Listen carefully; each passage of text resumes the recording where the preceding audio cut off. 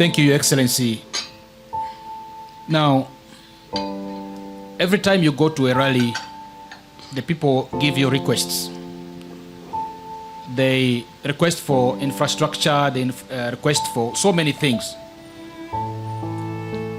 If it were the other way around, to say, you, Your Excellency, would say, next time I come to West Nile, I would like to see A, B, C, D, that you people, just as you ask me, I'm also asking that you do A, B, C, D when you come back to West Nile, probably after the 2026 elections.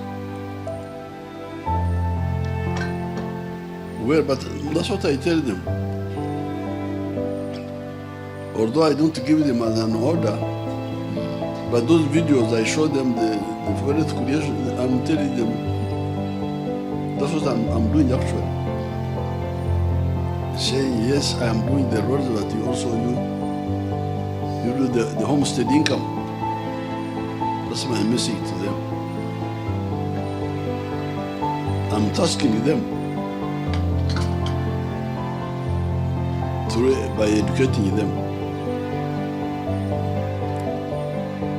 Now we are training our young people in electronics. I've sent some to some countries, they have come back. Of course, nobody has eaten computers. People are still eating food, cassava, muhogo, bananas. Even the ones in Europe, they eat bread. So the computers are important, but they are an efficient means to quickly get you a solution. When I use a calculator, I quickly get the figure. But if I was to add the other long hand, is it a long what? The way we used to add, arrange like this, and then you, very cumbersome. So electronics make things efficient. Like we in the army, we used to have what we call distance estimation. If I'm going to shoot you, I need to estimate your distance and adjust the gun sight to that distance. And in the past, it was not easy to judge distance. So sometimes they would say, if you can see somebody's eyes clearly, that means you are so many meters away. If you can't see the eyes, that means you are this. So it was vague. But these days, you have got a laser beam, goes out, hits the target you are talking about, and comes back and tells you the distance, automatically like that. So this computerization has made work efficient. Yes, we still have material science. You need cement to build a house. You're not going to use computers to build a house. You need cement. You need mtayimbwa. You need food. But computer helps you to do things quickly. It is a capacitator.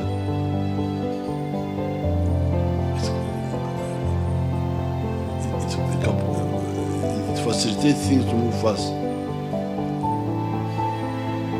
But there must be things to move fast. So don't get lost, because this is normally what happens to Africa. They come with a wave, they go with that one. So when I've been hearing about computers, you people be careful. Have you eaten computers?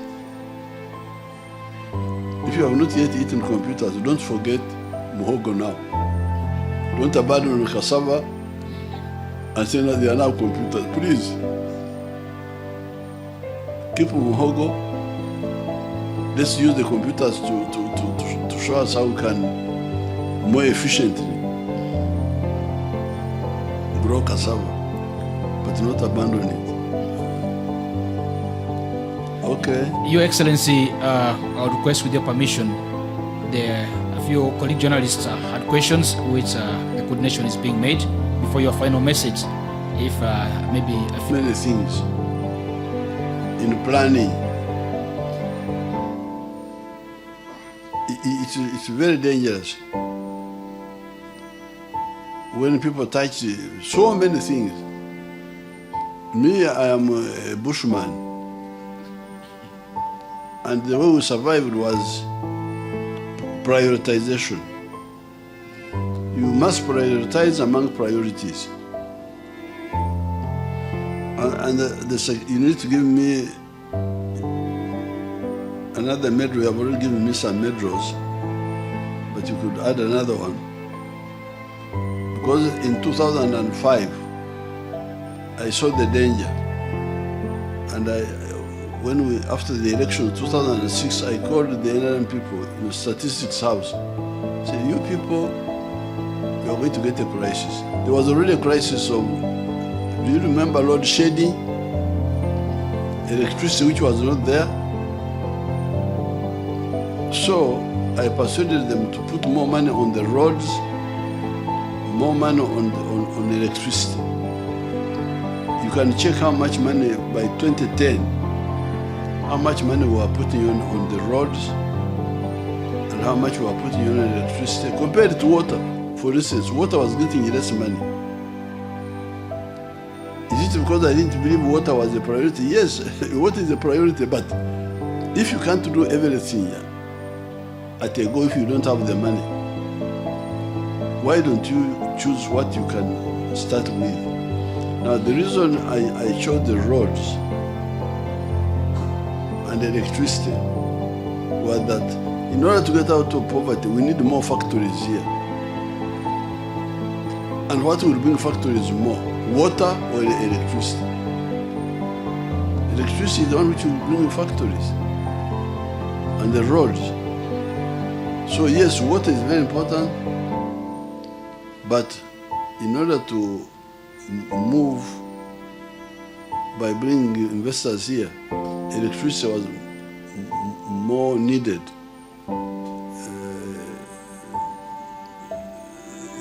And the roads more needed. So, when we are talking, like for instance, talk about the airfield, yes, we shall do the airfield.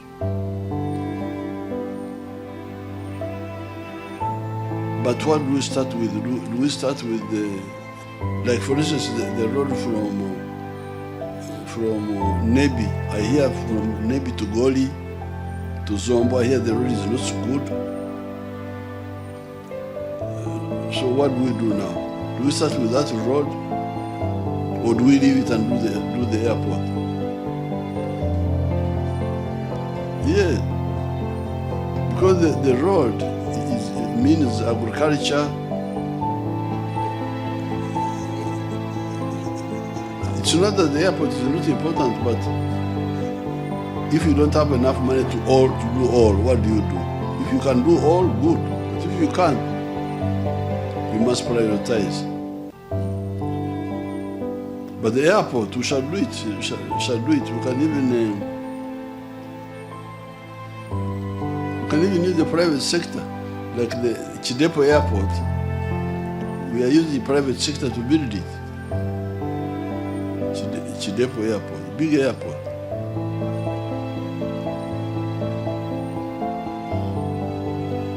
Okay. Thank you. Richard? 35% to about 68% in 2021. Marua, from West Nile.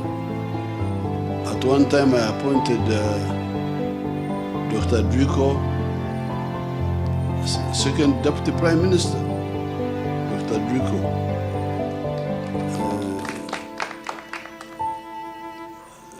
So appointments, I don't think appointments or administration is the issue. I've told you that image which I gave you of the Mnyankore man who was showing the cows and so on. It's very far from the roads. Many of those people don't even know where the district is. They're not bothered. What they are bothered with is peace, so that their products reach where they are supposed to reach. So,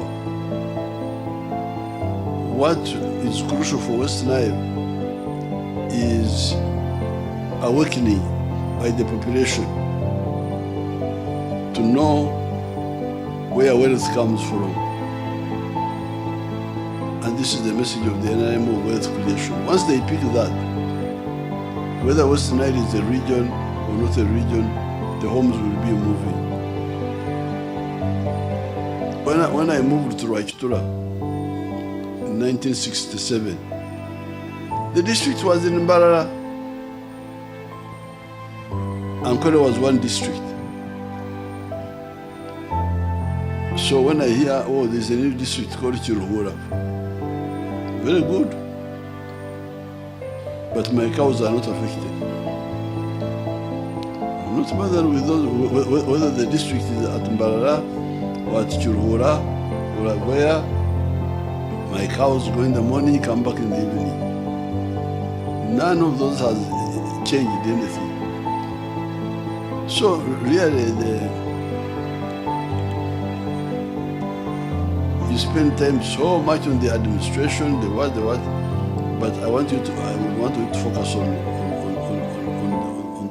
the economy, on the wealth creation of your homes, of your families.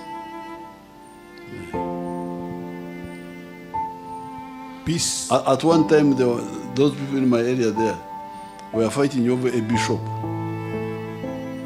Oh, they should have more bishops, what. Me, I told them that I'm not bothered whether there's a bishop nearby or far away, as long as he can come and confirm my grandchildren once in a while. I don't mind whether he's here or in Mbarara. But people spend a lot of time on those. Yet what's really crucial for the family is really wealth for the family. The body is very important. The body is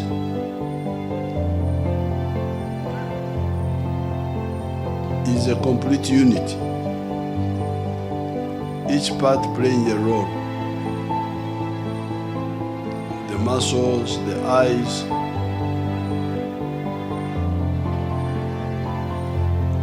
all of them important. The legs, the chest. But you must decide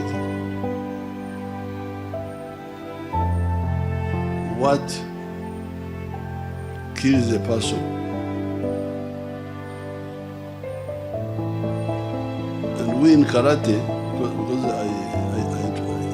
in my long journey of doing things, I had to train in karate also. When you are protecting the body, you protect certain parts.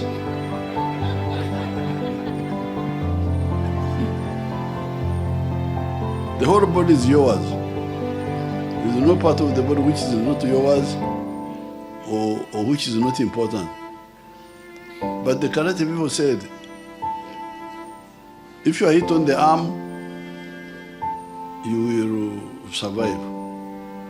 If you are hit on the leg, you will survive. They are all yours. But this is what the Wanyankore call a cheeto, where somebody strikes you and you die. And those places are known. So therefore, even when you are talking of salaries, there are parts of the public service that are so crucial for the economy now to keep moving. It doesn't mean they are the most important. It means they are the most needed now. Now, I like to give the example of the Solot Flying School. That school was about to close because of this blindness of not knowing what is needed now and what can be handled later. So let's find school, the most important people there are the pilots, the instructors. The aircrafts are there, but they need instructors. But those people there in Solot Flying School, they were insisting on the administrators, the clerks, the secretaries, the sweepers, that when you are sweeping near a professor, you are like a professor. A sweeper is a sweeper. Fish farming, you saw my video. I showed you my fish farm in Lango. Yes, Your Excellency. You can do fish farming. You can do fish farming, you can do other things. This is not a problem at all. As far as the fish is concerned, in the lake, what is crucial now is to save the fishing stock, not destroy the breeding whatever we call them, areas with the fish, and not overfish, and have a few licensed people because of some criteria who fish and sell to the others and also to the factories. Completed constructing it, and so the waters from the irrigation canals, it's people's homes. Actually, currently, some people are even homeless. Well, but the one which has been, if you don't solve homestead incomes, even the roads.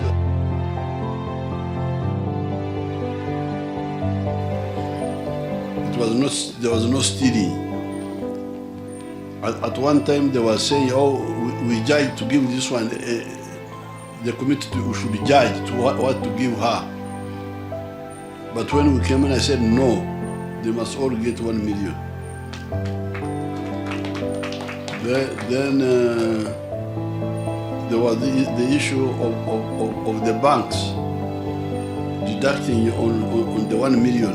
I stopped that one later. I said the bank charges must be paid by the government. So the government sends more money than 100 million, than 1 million per person.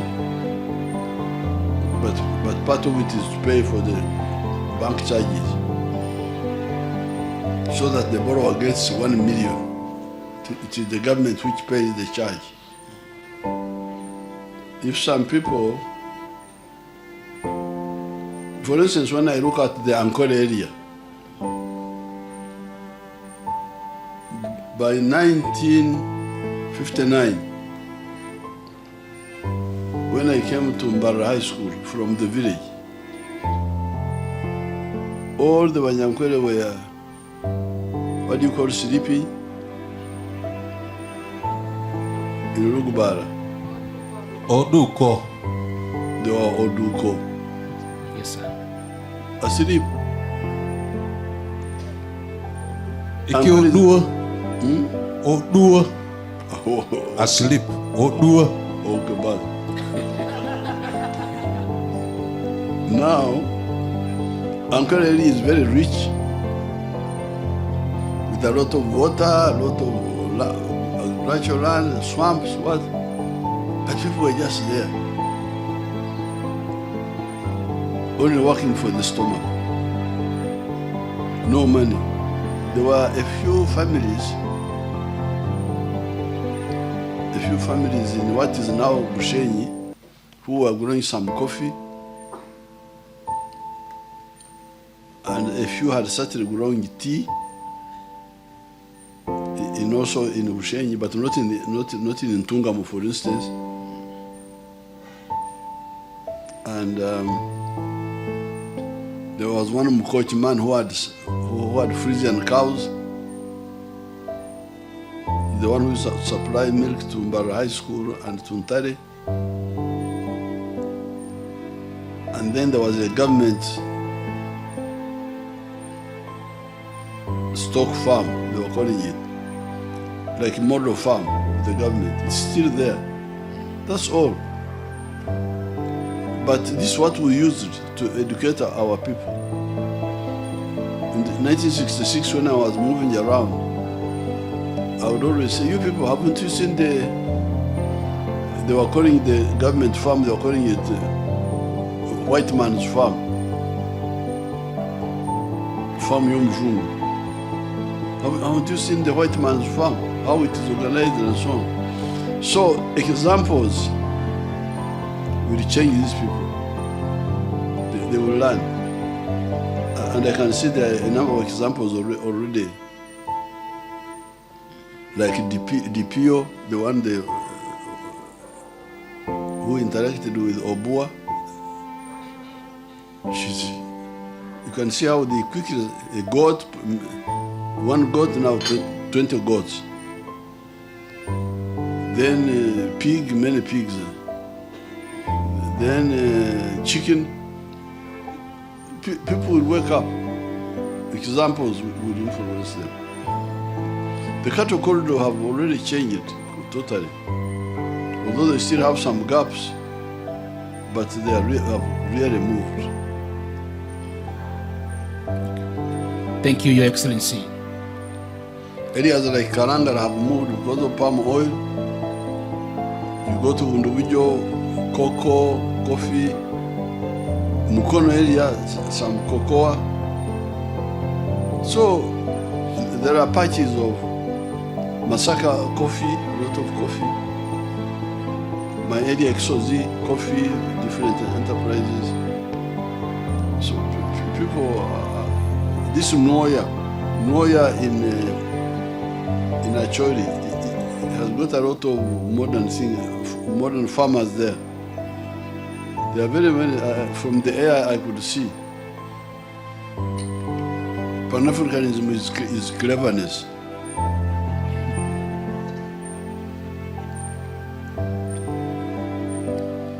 A clever man knows what will help him. Because me, I am a wealth creator. From birth, by the age of 4, I was looking after cows. So, I always look at the whole thing from emotional side, but also from the economic side. I want people who can buy my milk, buy my beef, buy my bananas, so that I become prosperous. Now, the Banyankole don't buy my milk because they have their own milk. They don't buy my beef. They don't buy my bananas. So when you come to me and say, we as Banyankole, who as Banyankole, who as Banyankole, I tell you straight away, Satan, go away. Because you are diverting me. The people who buy my beef, who buy my milk, who buy my bananas are people of Kampala, mainly non-Banyankole. So that's why NLM said, you people love Uganda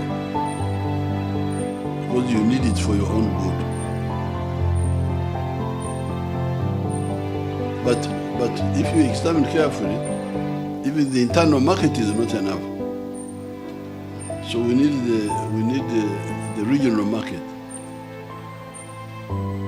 And how will you get the regional market if you do not promote Pan-Africanism? You check here in Arua, how much business is going to South Sudan? How much are the South Sudanese buying from us, from our people here? It must be a lot. So Pan-Africanism is cleverness. How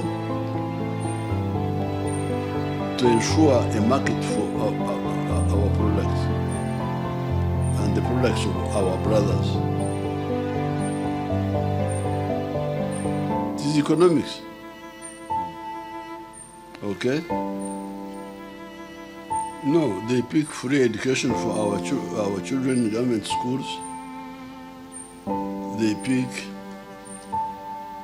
household incomes, commercial incomes. Because I've been flying over, I see these West Nile people grow a lot of cassava, which is good. Because cassava is a food, but it also has got cash. With Archbishop Odama, we have a project of cassava in the Acholi area, where we are making starch out of cassava, and also making ethanol out of cassava. So cassava is good, both food and commercial. But I want them to add coffee, to add cocoa. And I don't know why they don't look at cows, especially the dairy cows. They would get a lot of money. And the fish farming. I want to organize fish farming for them.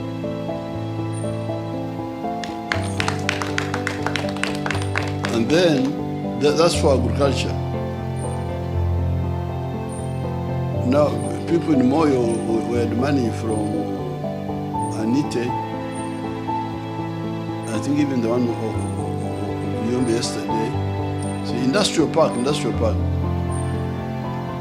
But industrial park of an area must be based on the resources of the area. Like if you see the industrial parks in Mbarara, they are around milk, cheese, what. So in order to have a successful industrial park here, it must be there to process what the people are producing. Yes, cassava is one. Suppose they have coffee. Suppose they have fruits. Suppose they have milk, fish. Then the industrial parks, factories will now be processing these ones here. But if you are not producing anything, what will the factories process?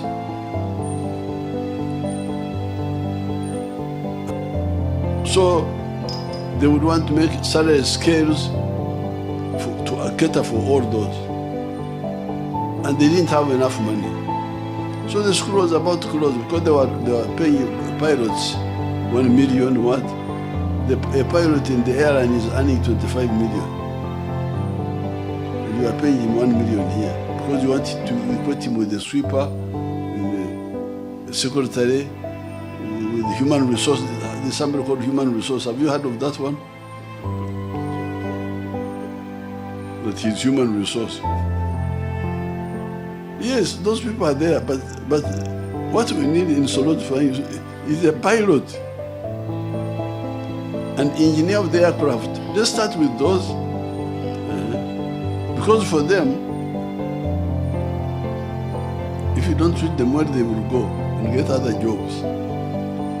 And the jobs are there waiting for them in other countries.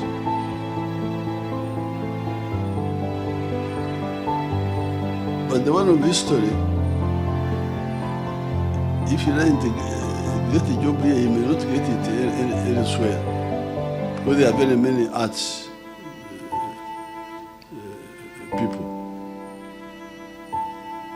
So therefore, the pressure to, you are talking about minimum wage, about what? You are talking about minimum. Repeat your question. No, the other one.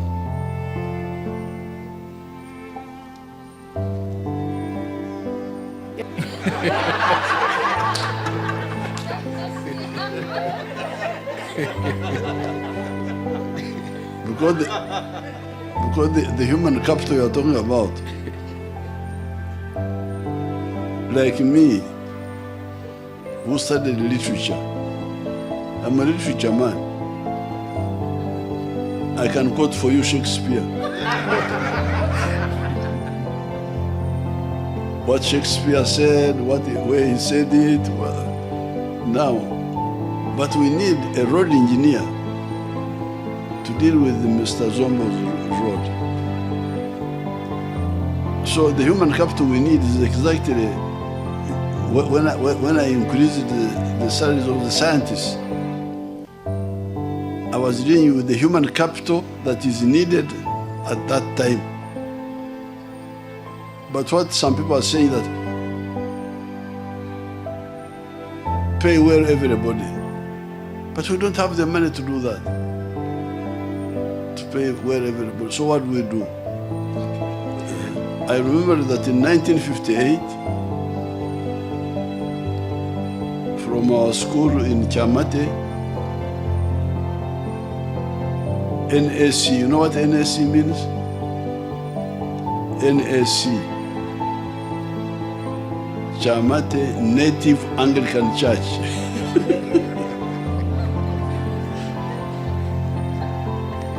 That's what it was called.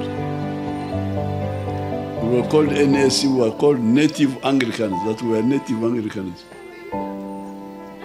We are local Anglicans. So in 1958, I was in P6, and we went as part of a school expedition to the national park, Queen Elizabeth. And from there, we visited a fish processing facility on Lake George, known as Tafmak. I don't eat fish. I don't eat fish. That was my first time to see fish nearby. So I saw it there. They were cutting fish and packing it and taking it. By the time we came into government, all that Tafmak had collapsed long ago. So there was not a single fish processing plant in Uganda. So when I came into government, an Italian minister came to see me in Entebbe, just for a few days. And he said, "You, Mr. President, Italy has got money which was supposed to be given to Uganda, but because of the chaos, we didn't give it to anybody. I still have it. I still have the money. What do I do with it?" I said, "How much is it, Mr. Minister?" He said, $20 million. I said, "Can you build me a fish factory?"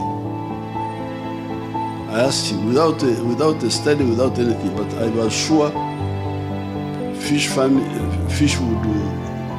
was there.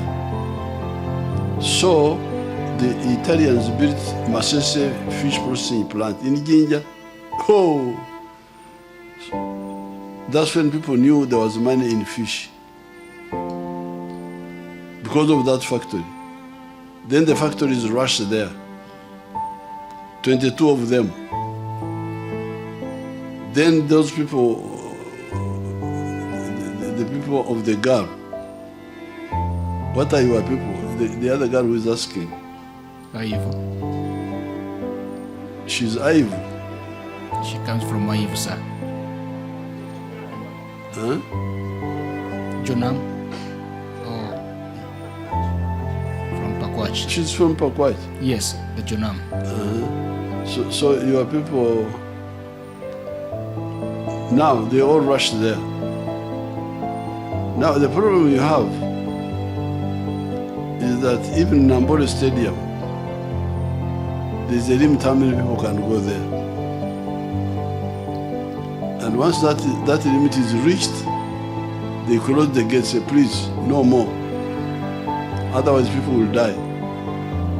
But with fishing, there's no limit. Everybody wants to go and fish. And what has happened, they have destroyed the fishing industry. They were about to destroy it. So when I met the traditional leaders here, they agreed with me. They know, for them they know.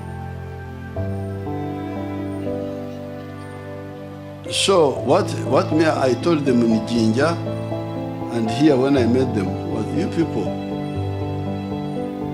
don't you have traditional fishing communities?